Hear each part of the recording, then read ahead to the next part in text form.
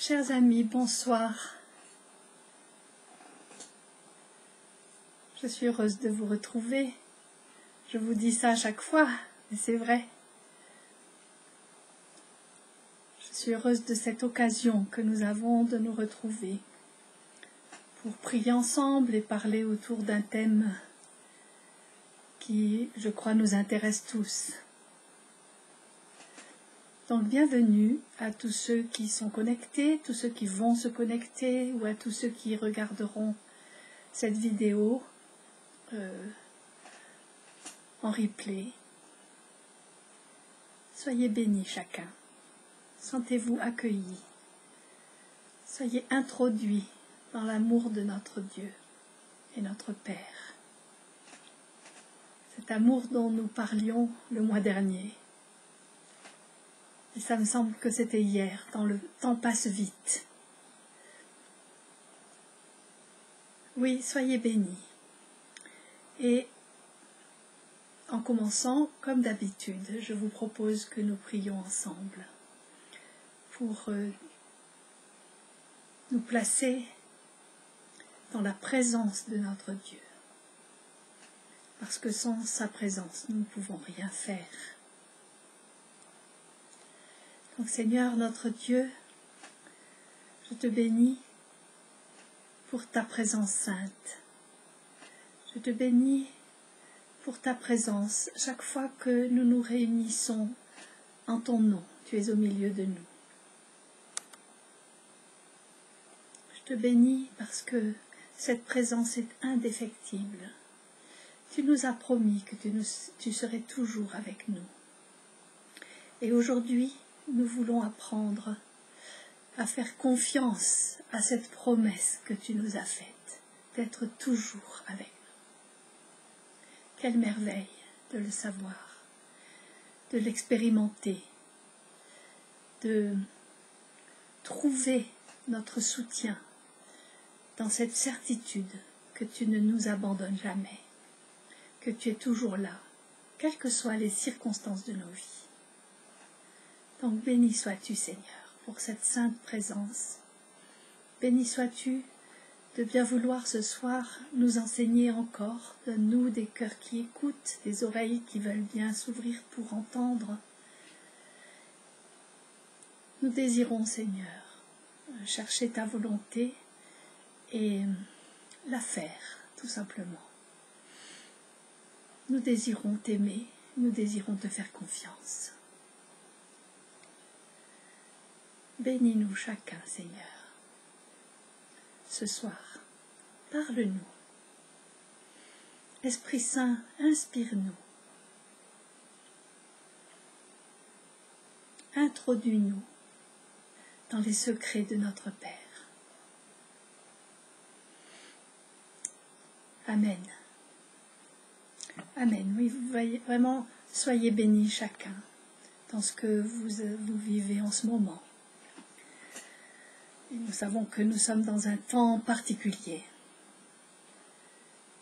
Et face à l'incertitude générée par cette période particulière de nos vies, cette période de pandémie du coronavirus, comment trouver la vraie paix et la vraie confiance, la confiance en l'avenir pour nous, pour nos enfants.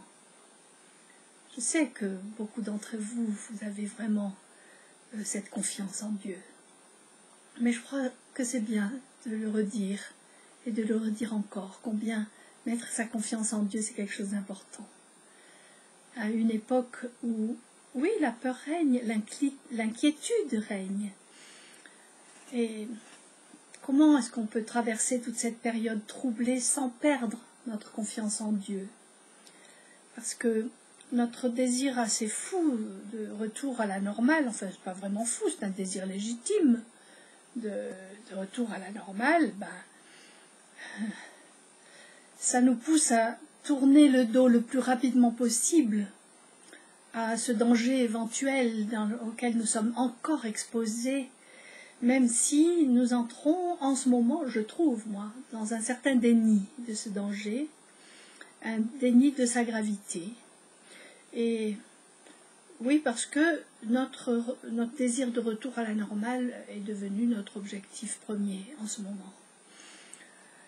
Mais j'ai peur que du coup, nous ne voulions pas retenir quelque chose de vital que Dieu nous a appris pendant ce confinement, cette mise en danger de nos vies.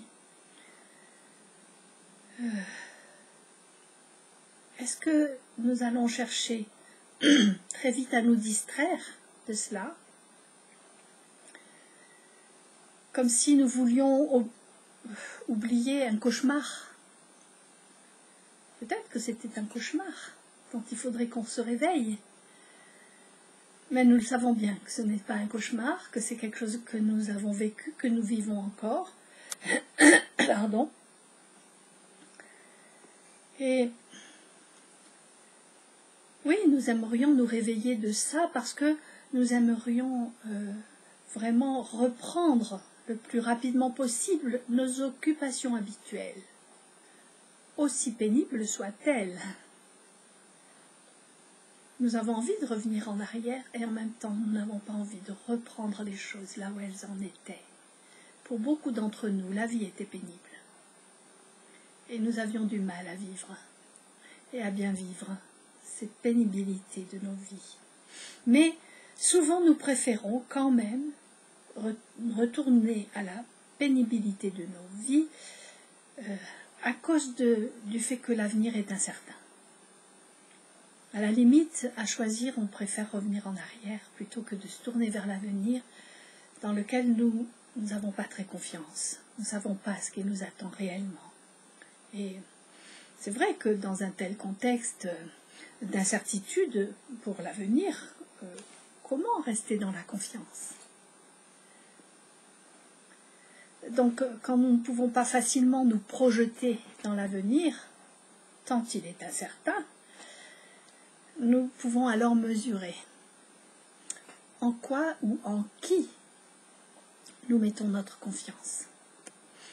C'est-à-dire, comment est-ce que nous nous y prenons pour faire face à la peur de l'avenir incertain, parce qu'il est incertain. C'est vrai, c'est le nôtre actuellement. Malgré les nombreuses tentatives de la part de nos dirigeants de nous pousser à nous anesthésier, en ne pensant plus qu'à nos vacances prochaines, dans une sorte de tentative désespérée peut-être de leur part, de nous pousser à dépenser les quelques sous qui nous restent pour tenter de relever au moins l'économie du tourisme. Et surtout, tenter de nous faire oublier que le danger est encore là, encore et toujours là. Oui, tout nous pousse en effet à essayer d'oublier cette horrible maladie et ses séquelles dont nous ne pouvons pas encore mesurer l'ampleur. Alors, allons-nous nous jeter dans les distractions comme des enfants inéducables?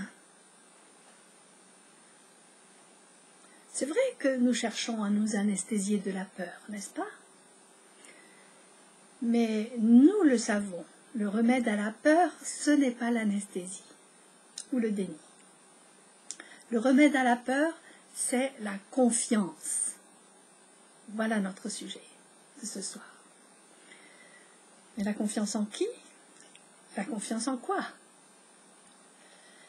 Alors, en priant pour ce soir, pour ce moment de partage, j'ai repensé, alors que nous sommes, enfin dans l'Église catholique, nous sommes dans le mois consacré au cœur de Jésus, et où donc nous nous penchons davantage sur le mystère du cœur de Jésus, de la manière qu'il a de nous aimer. Je repense alors au message de notre petite sœur polonaise, Faustine. La connaissez-vous? Je crois que oui, elle est connue. La petite sœur Faustine est sa vision du cœur de Jésus. La vision de Jésus lui montrant son cœur rayonnant et lui dictant cette prière essentielle. Jésus, j'ai confiance en toi. Prière qui était à répéter aussi souvent que possible. Et depuis, beaucoup de gens le font. En polonais, Jezu ufam Tobie. On ne peut pas l'oublier quand on est allé en Pologne et qu'on est allé visiter les lieux où cette petite sœur a vécu. Tant elle a voulu nous transmettre ce secret de la confiance en Jésus. Jésus, j'ai confiance en toi. Dans ces temps troublés qui sont les nôtres, je crois que cette prière dictée par Jésus à Faustine, c'est comme un cadeau. Ne faudrait-il pas qu'on s'en empare en ce moment, et à ce moment précis de notre histoire, de l'histoire de l'humanité tout entière, de notre propre histoire, de l'histoire des personnes que nous aimons, alors que peut-être nous ne savons plus trop quoi demander dans nos prières. Parce que comment continuer à penser et à dire et à proclamer « Jésus, j'ai confiance en toi » alors que plusieurs de nos amis sont morts, alors qu'ils servaient Dieu. Et nous ne comprenons pas ce que Dieu fait. Et même, pourquoi même les rassemblements en son nom auraient pu servir à répandre la pandémie et servirait encore à répandre la pandémie. Mais pourquoi Dieu n'a-t-il pas protégé ses amis? Pouvons-nous encore lui faire confiance? Il faut quand même reconnaître que cette question est là, au fond de nous, et nous taraude. Surtout à un moment où tout nous pousse à douter de Dieu et de son amour. Tout ce qu'on nous dit, tout ce qu'on nous raconte, tout nous pousse à nous détourner de Dieu et à faire confiance à d'autres personnes qu'en lui. Faire confiance dans nos dirigeants, faire confiance dans nos scientifiques, faire confiance à un faux Dieu qui nous protégerait peut-être du malheur. Oui, le doute s'est installé, je crois, en nous, en beaucoup de gens, à l'égard du Dieu dans lequel nous avions mis tous nos espoirs de protection. Espoir de protection. Les espoirs de protection, ce n'est pas la confiance. Vous comprenez? Nous mettons nos espoirs de protection en un Dieu à qui nous demandons de nous protéger d'une manière magique. Mais ce doute, à cause du fait que, effectivement, Dieu semble ne pas nous avoir protégés, ne pas avoir même protégé les siens, même de la calomnie affreuse dont ils font l'objet, ça devient difficile, du coup, de ne pas continuer à avoir peur. Et cette peur en nous, elle fait que nous avons encore plus de mal à faire confiance. L'attente que nous avons mise sur Dieu, une attente sur la protection que Dieu nous doit, est-ce que ce n'est pas une démarche quasi magique? Je parle de ça parce que j'essaie de faire comprendre la différence entre cette démarche magique de recherche de protection de la part de Dieu et puis ce que c'est que la véritable confiance en lui. Parce que n'avons-nous pas tendance à faire comme tous les peuples qui font de leur Dieu un magicien dont il faut obtenir les faveurs de protection? Tous les païens font ça, toutes les religions font ça. Et notre religion chrétienne pourrait nous conduire à ça si nous ne faisons pas attention. Nous ne cherchons pas des faveurs de protection envers Dieu. avec, vous savez comment c'est, la répétition avec des prières répétitives, avec des offrandes, des moulinets de prières et autres. Alors, nous prenons bien conscience que quand nous parlons de la prière de Sœur Faustine, Jésus, j'ai confiance en toi, nous risquons aussi de la prononcer de manière plus ou moins machinale. Car en fait, elle n'a pas de pouvoir magique en elle-même, cette prière. Quand je dis qu'on peut prier cette prière et se l'approprier, c'est pas dans une démarche pour acquérir des faveurs de protection de la part de Jésus. Parce que il faut nous poser la question, est-ce que nous prions pour qu'il nous évite le malheur? Et du coup, est-ce que nous avons été tentés de nous servir ainsi de lui comme un gris-gris des peuples animistes, comme une protection contre le malheur? Est-ce que nous avons besoin d'une protection contre le malheur, finalement? La question, elle est là. Ben oui, parce que nous avons peur du malheur. Tous les hommes ont peur du malheur. Mais de quel malheur s'agit-il? De quel malheur avons-nous à craindre, en fait? C'est là aussi qu'il faut qu'on se pose la question. Bon, bien sûr, nous nous sentons en danger à cause de ce virus, en danger de mort, tout simplement. Parce que ce virus est quand même très souvent mortel, même si pas toujours. En danger d'être en tout cas très malade et de mettre très longtemps à nous en remettre. C'est une chose qu'on découvre de plus en plus à l'heure actuelle, c'est que ceux qui ont eu cette maladie n'arrivent plus à sortir d'une fatigue épouvantable qui dure longtemps. Et même certains ne savent pas si cette fatigue va s'arrêter. Donc nous avons peur de ça. Nous avons peur aussi, nous sentons en danger d'être encore séparés de nos familles, de nos amis proches ou lointains, et d'avoir encore à subir la solitude, ou en tout cas l'isolement. En tout cas, en danger de ne pas pouvoir partir en vacances, peut-être. Et puis aussi, en danger de perdre nos moyens de subsistance. Oui, on peut appeler cela du malheur. En tout cas, ce sont des souffrances physiques, psychologiques, spirituelles, morales, que nous n'avons aucune envie de vivre, évidemment. Ça nous fait peur, c'est vrai. Moi, ça me fait peur. Nous avons peur, sauf si nous entrons dans le déni et l'anesthésie. Il faut qu'on ait peur. Parce que c'est grâce au fait qu'on a peur qu'on peut faire des actes de confiance. C'est face à la peur qu'on peut faire confiance.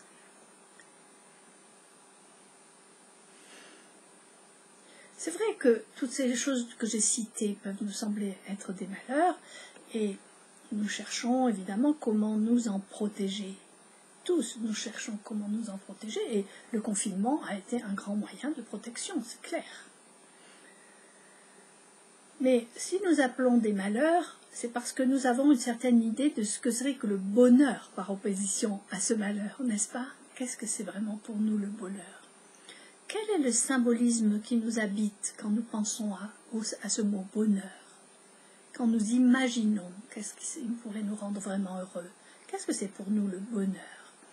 Et en ce moment, on essaye de nous faire croire que le bonheur, ça voudrait dire vivre le plus confortablement possible sur cette terre, souffrir le moins possible, avoir de quoi vivre décemment, vivre le plus longtemps possible. Si c'est cela, et uniquement cela, l'objectif de nos vies, les objectifs de notre vie, nous pouvons effectivement considérer que le malheur nous menace objectivement. Et donc il est normal de vouloir s'en prémunir. La peur du malheur nous pousse dans nos retranchements. Ça nous demande beaucoup d'efforts de faire confiance. Nous préférons généralement mettre nos forces dans la mise en place d'une certaine stratégie, dans une attitude de déni, pour oublier le danger, par la distraction.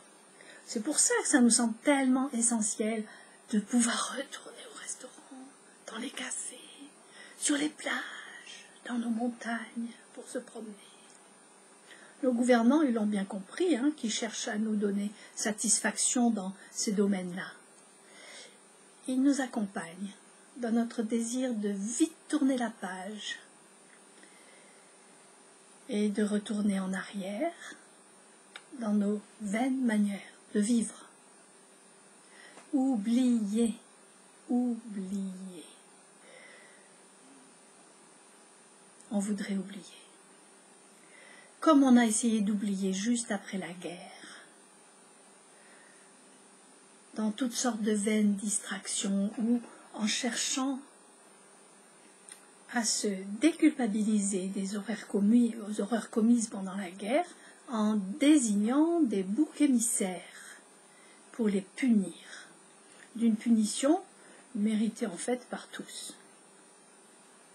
Je fais exprès de parler de distraction et de désigner des boucs émissaires, parce que c'est ça qui est en train de se passer en ce moment. Et c'est une réaction athée, incroyante, face au mal. Alors, est-ce que nous allons faire ça dans les jours qui viennent? Est-ce que nous allons essayer d'oublier dans les distractions enfin permises? Et est-ce que nous allons désigner des coupables pour les punir des malheurs que nous avons dû vivre? Ou est-ce que nous allons enfin retenir la leçon de vie que Dieu a voulu nous apprendre pendant tout ce temps, à travers tous ces événements? Cette leçon de vie qui consiste à avoir confiance en lui. Leçon de vie que d'avoir confiance en lui. Alors, lui faire confiance, ça ne signifie pas faire semblant qu'on n'a plus peur. C'est parce, comme je disais tout à l'heure, c'est parce qu'on a peur qu'on peut faire confiance. C'est parce qu'on a peur qu'on redouble de prudence. Mais justement, c'est là qu'il ne faut pas confondre la prudence et la confiance. La prudence nous incite à échafauder et adopter des stratégies de protection. La confiance, c'est aussi une sorte de stratégie qu'on met en place. Quelque chose qu'on construit. C'est un acte de foi courageux. Il faut du courage, de la détermination, de la volonté pour entrer dans la confiance. Donc, ça requiert du courage, ça requiert de la force, même si, en fin de compte, il s'agit d'un acte d'abandon. Il faut beaucoup de force et de courage pour faire un acte d'abandon et de confiance. Attention, ce n'est pas du fatalisme religieux qui nous ferait dire, que voulez-vous, c'est la volonté de Dieu, il faut l'accepter. Non, la confiance, c'est quelque chose qui se construit, jour après jour, dans une relation vivante avec le Père, car il est difficile d'avoir recours à la confiance dans l'urgence. Quand le mal nous tombe dessus, quand le malheur nous tombe dessus, quand la souffrance nous tombe dessus, on est dans un état d'urgence, alors là, on a de la peine à faire confiance, à avoir recours à cet acte de confiance. Il est difficile d'y avoir recours si on n'a pas tissé au préalable de vrais liens de confiance, des vrais liens d'amour avec le Seigneur, avec le Père, dans la certitude de sa présence constante, avec nous et en nous, en toutes circonstances. Donc il faut s'entraîner régulièrement et mettre en place en nous une sorte de réflexe immédiat, de réaction immédiate de confiance face à, pour s'opposer en quelque sorte à l'instinct de survie qui se manifeste par la peur, et pour que celle-ci ne nous submerge pas au point de provoquer en nous une réaction de panique. De panique. Je sais pourquoi je crois, et j'insiste sur ce sentiment que j'ai aujourd'hui, en ce moment. Je crois que la prière de la petite Faustine, Sainte Faustine, a son importance. La dire souvent, mais pas comme une vaine redite, mais en nous impliquant de tout notre être dans cette parole vraie. Jésus, j'ai confiance en toi. C'est quelque chose de vrai, de véritable. Je peux prononcer cette parole, même si je ne suis pas encore complètement persuadée, même si je n'ai pas l'impression de faire confiance encore. J'ai tellement peur encore. Et je ne voudrais pas mentir en disant j'ai confiance en toi. Mais quel est le côté de notre personne qui a confiance?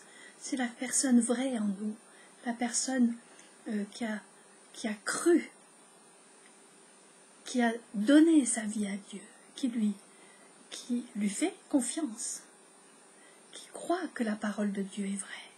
Et donc on peut prononcer une parole vraie, même si on ne ressent pas tout à fait les choses comme on les prononce, même si on a l'impression de dire quelque chose de faux.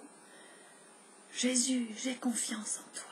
Et en même temps, il y a le doute qui arrive, des pensées de doute. Est-ce que j'ai vraiment confiance?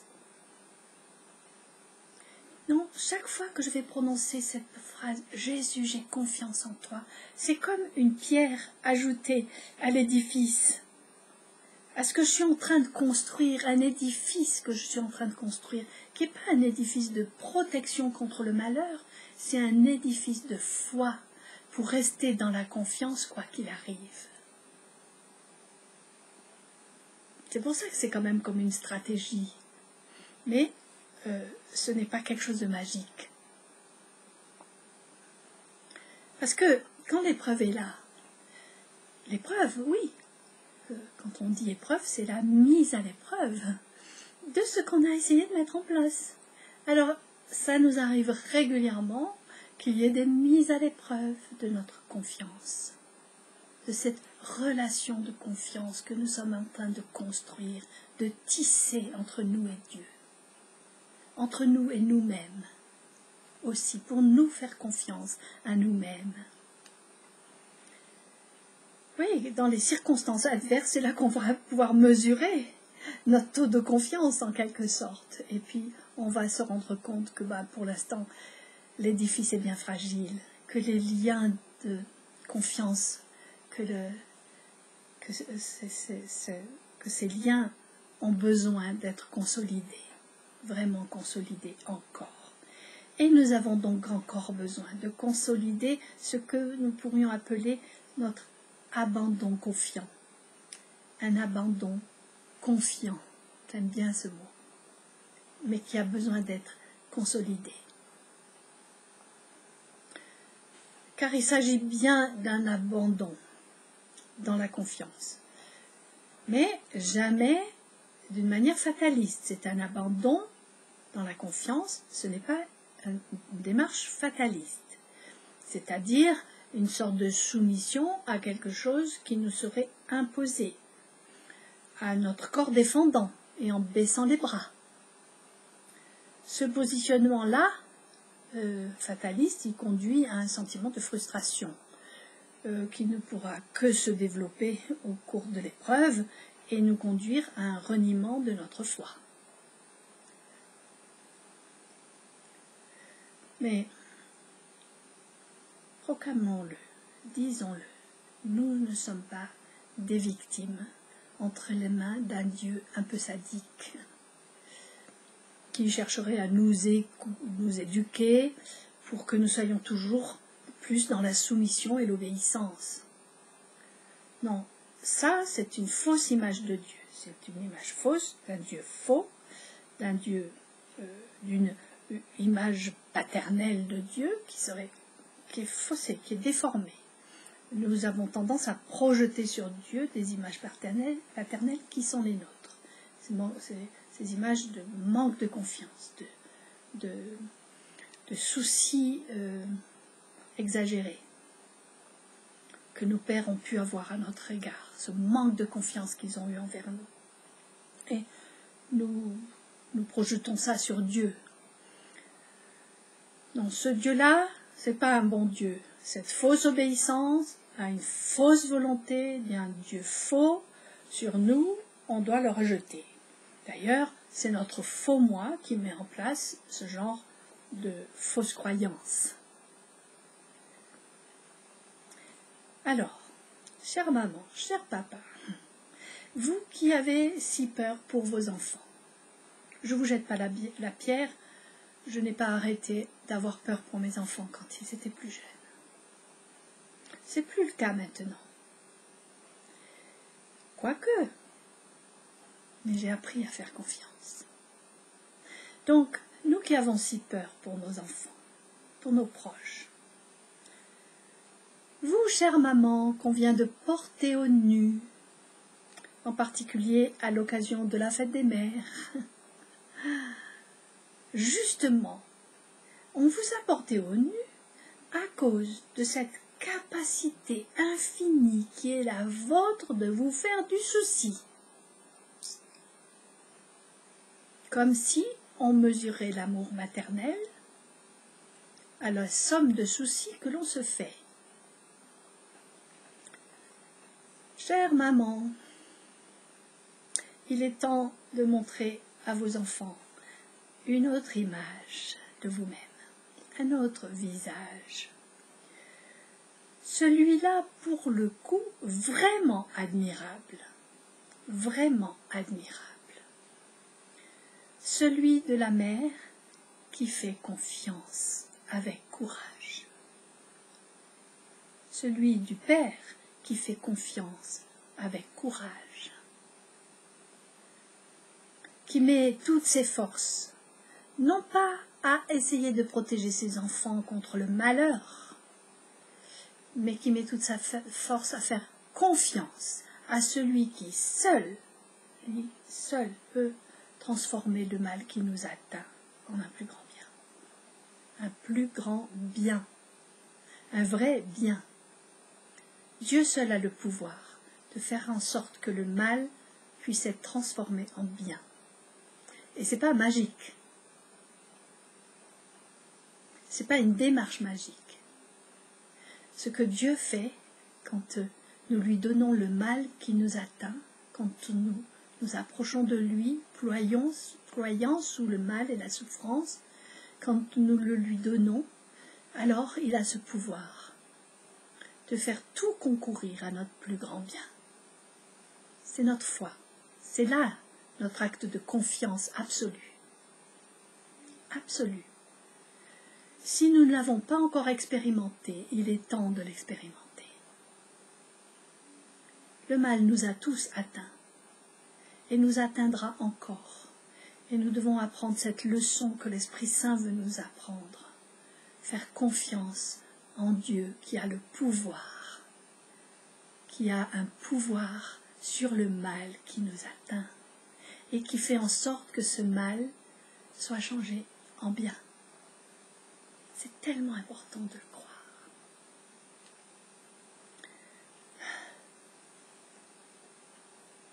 Nous voulons tellement protéger nos enfants. Et donc nous redoublons de vigilance. Nous avons principalement peur pour leur intégrité physique, évidemment. Nous avons peur qu'ils aient faim. nous avons peur qu'ils aient froid, nous avons peur pour leur santé. L'attente d'une nouvelle vaccination en est le signe. La caricature. Nous disons et nous croyons que s'il y a la vaccination, on va pouvoir faire confiance, on sera tranquille. Méfions-nous de ces illusions. Nous avons peur pour leur avenir aussi. Il faut bien qu'ils aient la meilleure éducation possible. Alors il y a eu ces drames, ces difficultés énormes à cause du fait que les enfants ne pouvaient pas aller à l'école. Ces difficultés pour qu'ils suivent les cours, qu'ils apprennent quand même leurs leçons, qu'ils peuvent envoyer leurs devoirs. Toutes ces choses horribles qui ont pu se passer dans les familles, ces accusations entre parents séparés, l'un qui accuse l'autre de ne pas faire travailler les enfants comme il faut, qui a donc perdu son année, toutes ces choses-là. Quelque chose de terrible, comme si la chose la plus importante pour nos enfants, c'est de réussir leur éducation, de réussir leurs études. Nous faisons confiance à l'éducation nationale, qui va éduquer nos enfants et leur permettre de devenir des gens heureux. Leur bonheur ne dépend pas de leur réussite dans les études. C'est important, bien sûr, ne me faites pas dire ce que je n'ai pas dit. Je n'ai pas dit qu'il ne fallait pas les mettre à l'école, mais je dis qu'il fallait arrêter de dramatiser et de se disputer et de mettre une pression pas possible sur le dos des enfants. Les enfants ont énormément souffert. Les parents ont souffert parce qu'ils ne se sentaient pas à la hauteur, mais justement parce qu'ils ne se sentaient pas à la hauteur, leur culpabilité de fond leur a fait mettre sur leurs enfants leur culpabilité, accusant les enfants de ne pas travailler, d'être paresseux, de ne pas vouloir ci, de ne pas vouloir ça. La pression a été horrible sur les enfants, ils ont souffert. Parce que les parents ne sont pas faits pour éduquer les enfants, leur faire l'école. Ce n'est pas leur place. Parce qu'on mélange, alors à ce moment-là, on mélange les choses. Et ça s'est bien montré et bien démarqué pendant ce confinement. Il faut faire attention à ça. Qu'est-ce que nous voulons pour nos enfants? De quoi voulons-nous les protéger? Il y a une chose dont nous n'avons pas assez peur. Au milieu de toutes ces choses dont nous avons peur, il y a une chose dont nous n'avons pas assez peur. C'est la peur d'être séparés de Dieu par le doute en son amour. Nous n'avons pas assez peur d'être séparés de Dieu par le doute en son amour. Et ça, nous devons avoir peur pour nos enfants. Nous devons avoir peur de ne pas leur avoir enseigné la confiance en Dieu. La lutte contre le doute sur l'amour de Dieu. C'est un combat immense. Ça s'apprend au cours des années, ça s'apprend au cours des épreuves. Et dans les épreuves actuelles que tout le monde a eu à subir et dont les conséquences vont encore peser sur nos vies, là, au cours de cela, craignons, la seule chose qui est vraiment à craindre, c'est la séparation d'avec Dieu. Par nos peurs, nos doutes, nos colères, nos haines, nos difficultés relationnelles, toutes ces choses. L'Esprit Saint qui nous a été donné à la Pentecôte et dans le baptême de l'Esprit Saint, j'espère que vous avez demandé à être baptisé dans l'Esprit Saint. L'Esprit Saint nous est indispensable pour nous laisser enseigner nous-mêmes et enseigner à nos enfants. La seule leçon de vie qu'ils aient à apprendre et que nous ayons à apprendre. La seule leçon qu'il faut dire et répéter, qu'il faut retenir. La seule leçon de vie qui nous aidera lors du danger, c'est la confiance en Dieu. Apprendre la confiance en Dieu. On pourrait mettre ça au programme? Qui mettra ça au programme? Confiance en Dieu, en ce Dieu vivant, bien présent, avec lequel un dialogue peut s'instaurer, et dont Jésus nous dit qu'il connaît tous nos besoins. et dont il nous dit, il nous commande même, de ne plus nous faire de soucis. Pour quoi que ce soit. Ne plus nous faire de soucis de rien. Plus faire de soucis, ça s'appelle faire confiance. N'est-ce pas? Mesurons notre confiance à la somme de soucis que nous entretenons. Ces soucis qui nous empêchent de dormir. Ces soucis qui nous turlupinent. Soucis pour nous-mêmes, pour nos enfants. Est-ce que nous pouvons déposer nos soucis et commencer à croire que notre Père sait ce dont nous avons besoin, que notre Père veille sur nous, que notre Père pourvoit à nos besoins au moment où on en a besoin.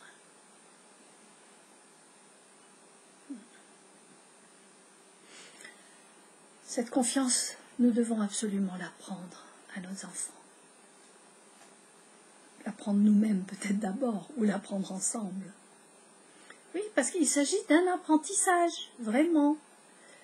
Et il faut bien reconnaître que cet apprentissage-là laisse souvent à désirer. Et que nous avons tendance à vouloir transmettre à nos enfants davantage.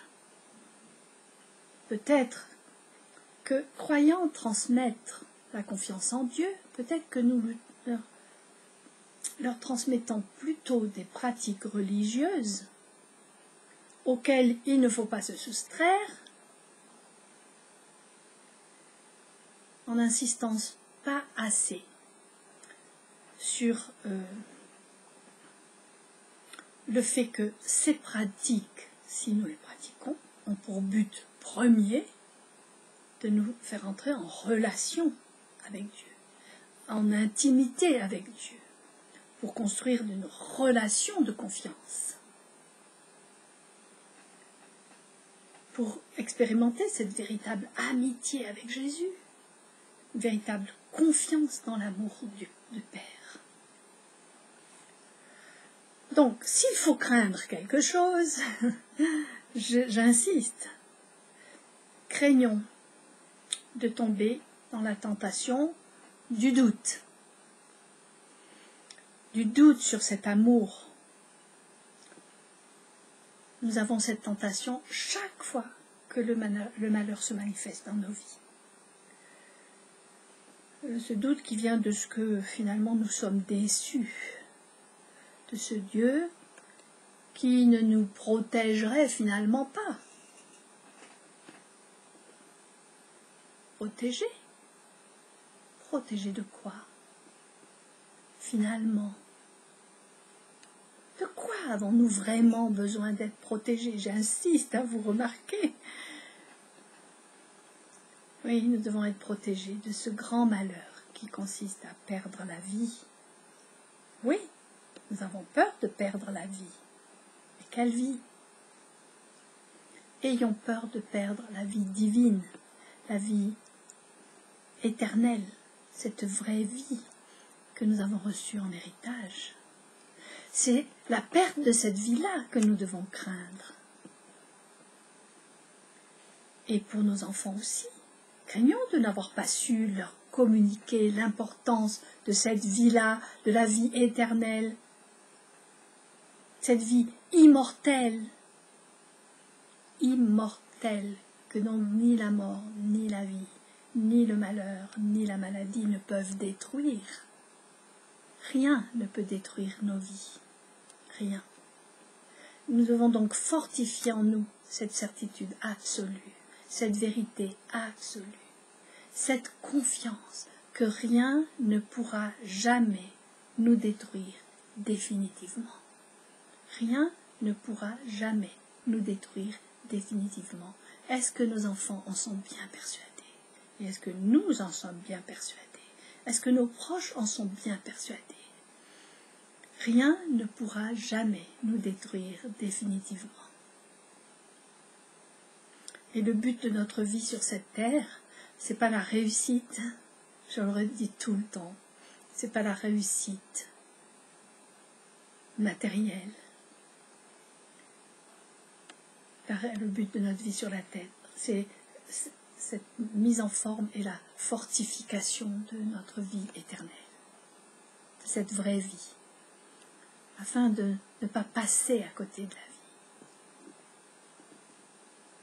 Et nous pouvons apprendre de nos épreuves à fortifier cette confiance pour vaincre nos peurs. Car notre véritable peur la plus profonde qui est en fond de nous, c'est la peur de l'anéantissement. Ça, c'est quelque chose qu'on doit reconnaître, c'est la peur du néant, la peur de disparaître. On l'a beaucoup dans nos vies, on est tenté par cette peur et on croit de plus en plus que quand on meurt, on disparaît. C'est l'anéantissement. Et ça, c'est vrai qu'on est dans une époque où on nous incite de toutes les manières à renoncer à croire à la réalité ultime. La réalité ultime, la vérité ultime qui est Dieu lui-même.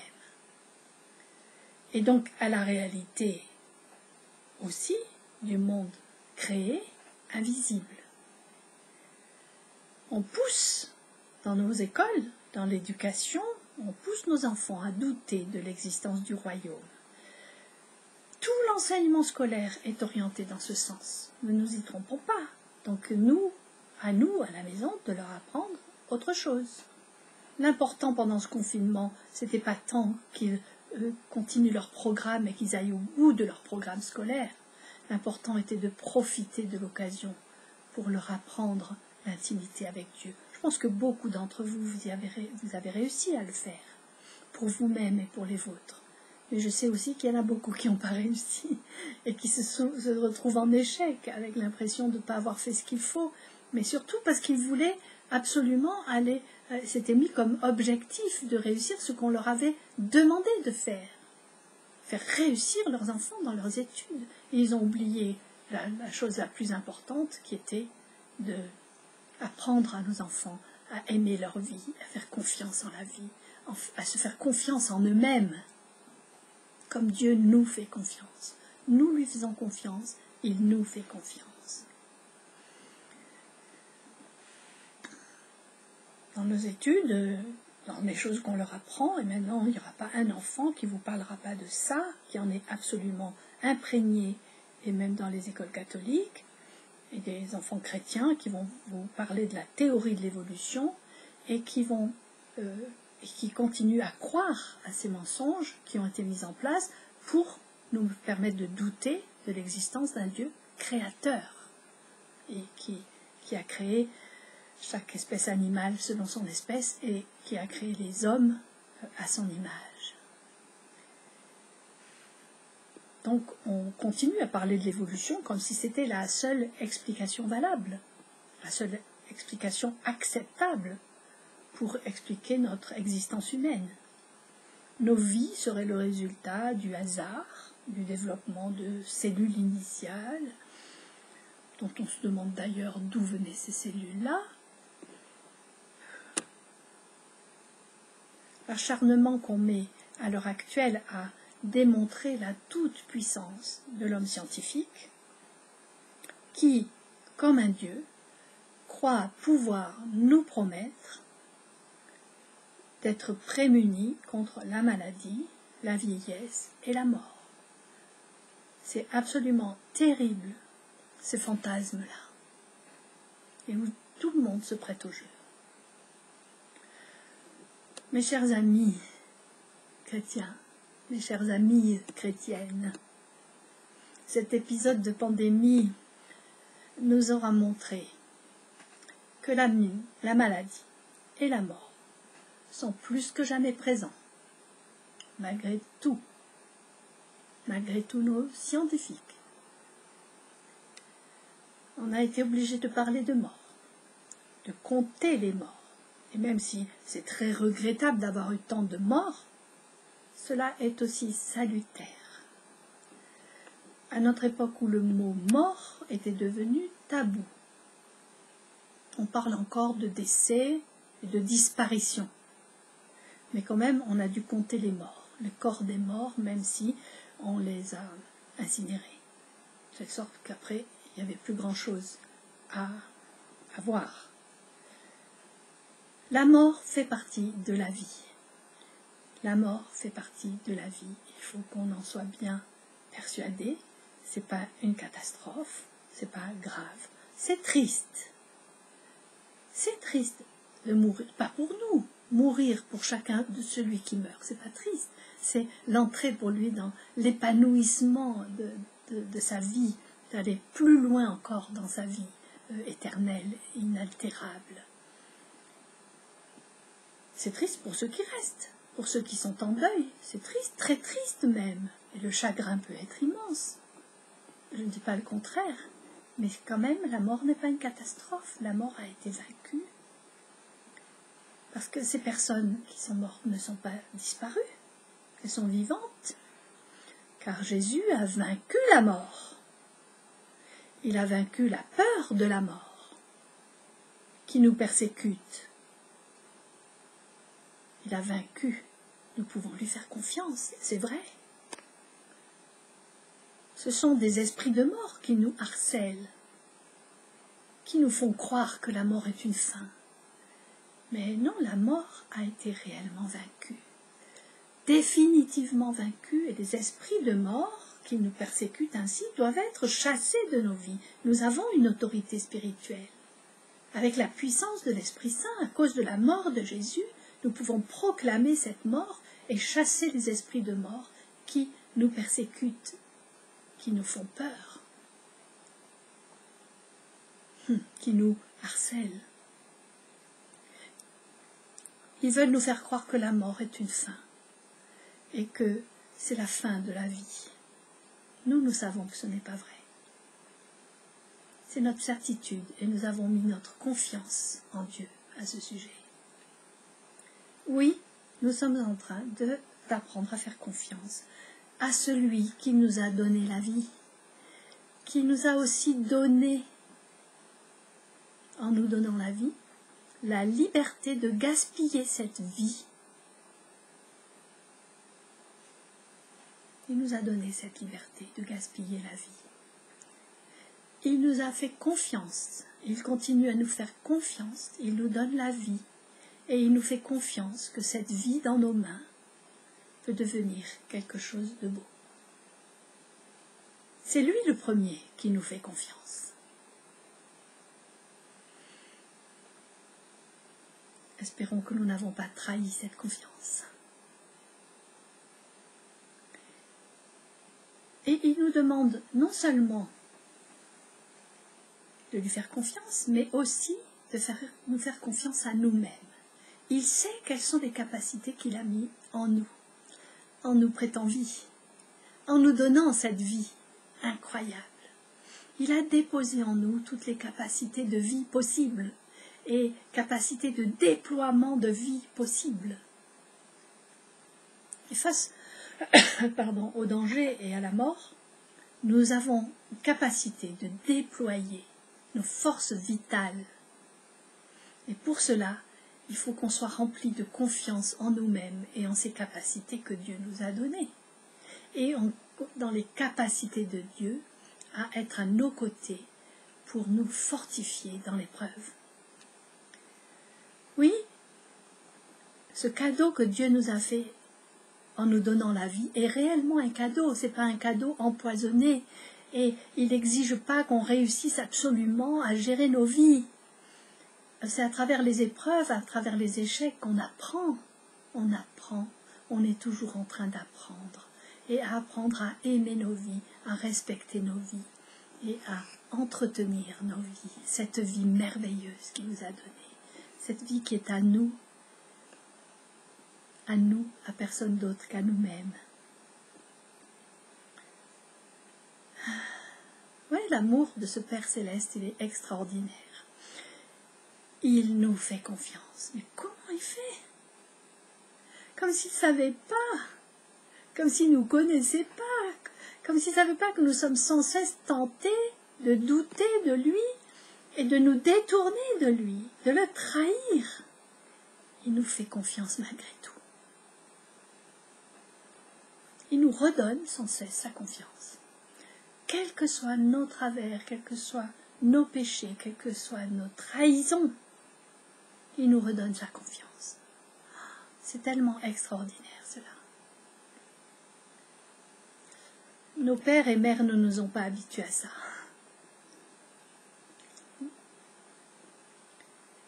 Ils se faisaient tellement de soucis. Ils n'avaient pas confiance en nous. Et ils nous ont appris non pas à avoir confiance en nous-mêmes, mais plutôt à douter de nous-mêmes. Si nous sommes dans un doute vis-à-vis de nous-mêmes, si nous sommes dans la dépréciation de nous-mêmes, si nous n'avons pas le courage de saisir nos vies à bras-le-corps pour réussir à aimer comme Dieu aime, pour aller jusqu'au bout de l'amour, c'est parce que le doute s'est installé en nous, et le doute, nous ne l'avons pas inventé. Le doute est venu de ce qu'on a douté de nous, de ce qu'on n'a pas correspondu aux attentes des parents, et qui du coup ont douté de nos capacités, ont douté de nous. Ils nous ont accusés, ils ont mis sur nous des culpabilités que nous n'avons pas apportées. En tant que parents, apprenons de lui cette relation de confiance. Apprenons à mettre en place cette relation de confiance entre nous et nos enfants. Relation de confiance que nous ne pouvons avoir que parce que nous avons confiance en lui et parce que Dieu a la confiance en nous. Et voilà, cette relation de confiance qui doit s'installer, c'est mon enfant ait confiance en moi. Et moi, j'ai confiance en toi. Et aie confiance en toi-même. Est-ce que c'est ça l'éducation que nous leur donnons à nos enfants? Ou est-ce que nous sommes plutôt à l'affût de leurs défauts pour essayer de les corriger au lieu de mettre la lumière et d'insister sur les capacités extraordinaires que nos enfants possèdent, que nous possédons et que nos enfants possèdent. Capacité d'aimer, d'entretenir une relation de confiance. Oui, ça c'est vraiment possible que si ensemble on a confiance en Dieu. Cette confiance qui consiste à croire qu'il est toujours là, qu'il est toujours présent à nos côtés, et qu'il pleure avec nous quand nous pleurons, qu'il souffre avec nous quand nous souffrons, qu'il ne nous abandonnera jamais à notre solitude. Nous disons que si nous cherchons une relation de confiance qui consisterait à dire Dieu, j'ai confiance en toi, donc évite-moi le malheur, évite-moi la maladie, évite-moi la mort, évite-moi la souffrance. Mais Dieu n'est pas comme ça. Il veut nous apprendre à croire en lui et à lui faire confiance au sein même de l'épreuve. Il veut qu'on expérimente que nous ne sommes pas seuls, qu'il est toujours là. C'est ça le vrai bonheur, c'est ça la vraie joie. Et nous voulons tellement être épargnés. Mais Dieu n'est pas là pour nous épargner, il est là pour nous aider à vivre, et à vivre notre vie telle qu'elle est, dans les épreuves comme dans le bonheur. Alors, chers amis, je n'ai pas pu parler à fond de ce que c'est que la confiance. Difficile d'en parler, il faut en faire l'expérience. Il faut construire cet édifice de confiance, il faut construire ces relations de confiance, de manière à ce qu'elles deviennent très solides, de telle sorte que nous ne lâchions pas la main de Dieu au moment de l'épreuve.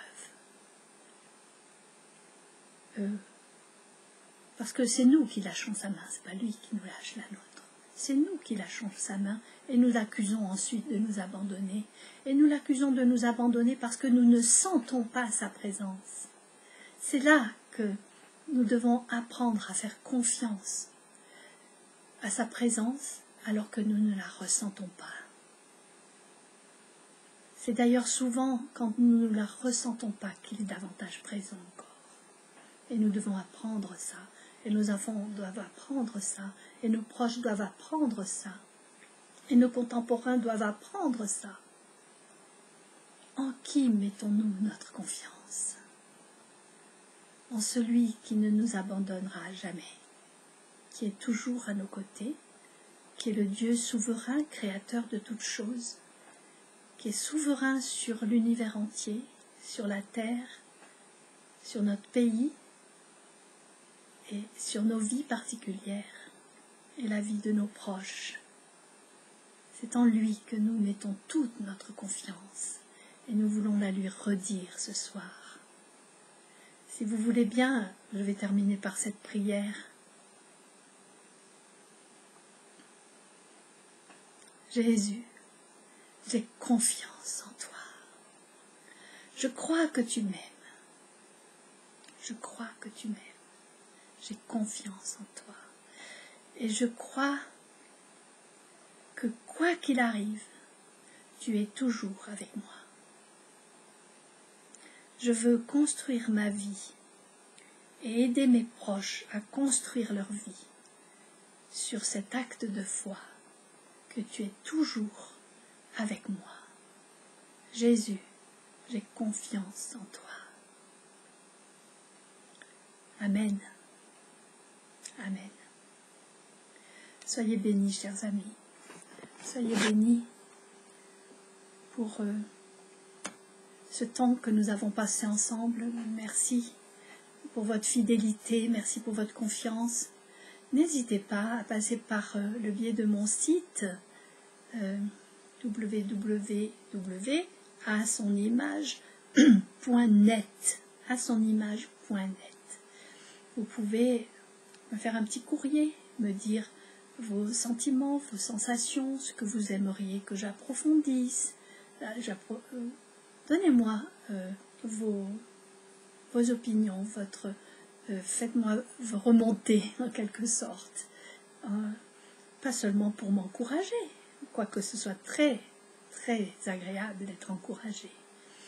Et je remercie tous ceux qui m'envoient des messages d'encouragement.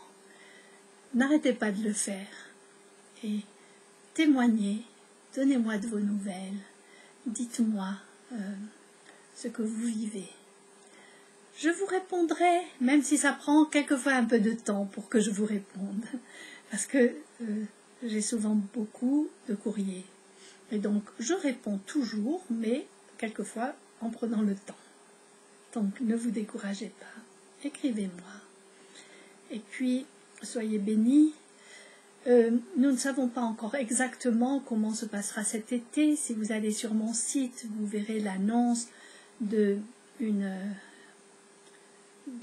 un temps de récollection que nous avions projeté de faire à Rochefort-du-Gard comme chaque année au mois d'août, du 9 au 15 août. Nous avions projeté de faire une rencontre sur le thème justement qui peut être très intéressant et qui nous permettrait de développer ce que j'ai commencé un peu à aborder aujourd'hui sur le thème « Tu n'as plus à craindre le malheur ».